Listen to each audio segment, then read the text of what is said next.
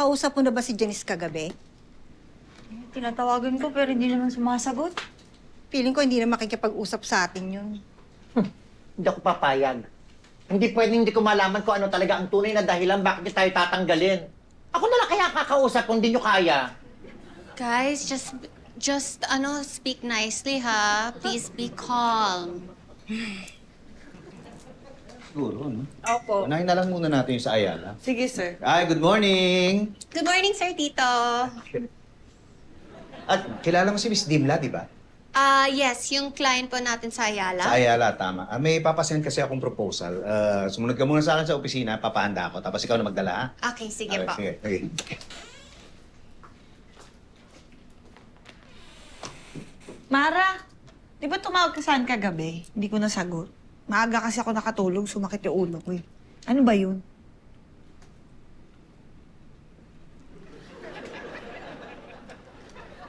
Huy.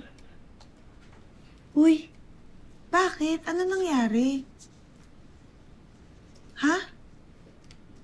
Okay ka lang ba? Eh, syempre hindi.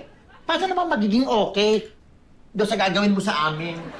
Gagawin? Ko? Narinig kasi ni Kara yung meeting niyo ni Sir. Tatanggalin mo raw kami. Umagri naman si Sir. Hindi niyo raw kami kailangan sa plano niyo. Ah, yun ba? Nako, oo, totoo yun. Actually, kakausapin talaga namin kayo ni Sir eh. Pero, teka, bakit parang galit kayo? Vincent, Tere, Mara, ito muna kayo sa opisina, may-meeting ko lang kayo. Oh, ayan, si Sir na magsasabi sa inyo. Oo nga. Bale, ano to, ha? Sa lahat ng empleyado dito sa opisina, kayong tatlo lang ang napili namin ni Janice.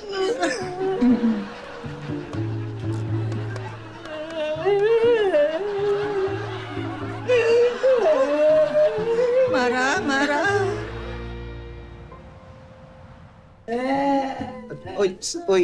Tama na yan. Alam niyo, itong plano namin na to, dapat talaga matagal na namin ginawa to eh. Desidido na po ba talaga kayo? Ay, oo naman, desidido na. Hindi na pa magbabagong isip ko. Hindi na. Alam namin, di kami mga perfecto empleyado. Deserve ba namin talaga itong...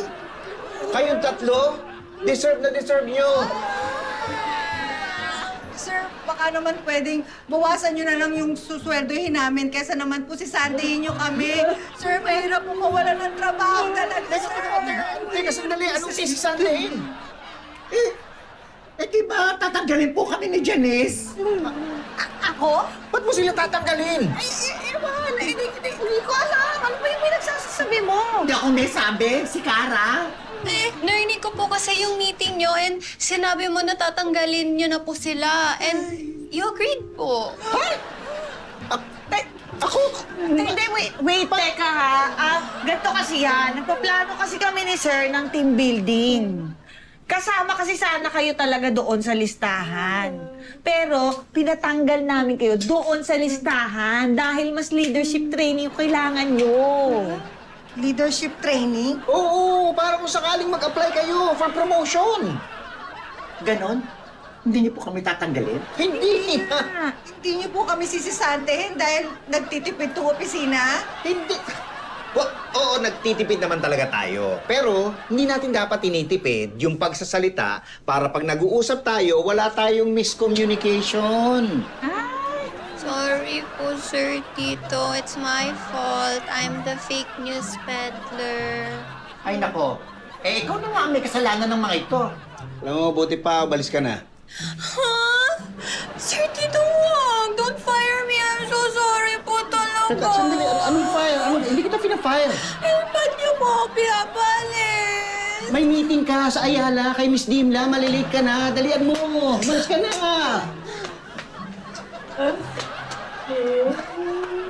Tama ka na bakla, may trabaho pa tayo. Oh, teka, huy. Ba't umiiyak ka pa rin? Tears of joy, sir.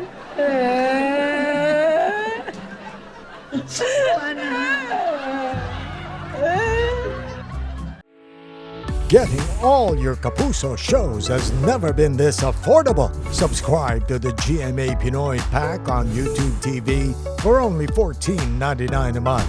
Watch GMA Pinoy TV, GMA Live TV, and GMA News TV anytime, anywhere. More tawa mo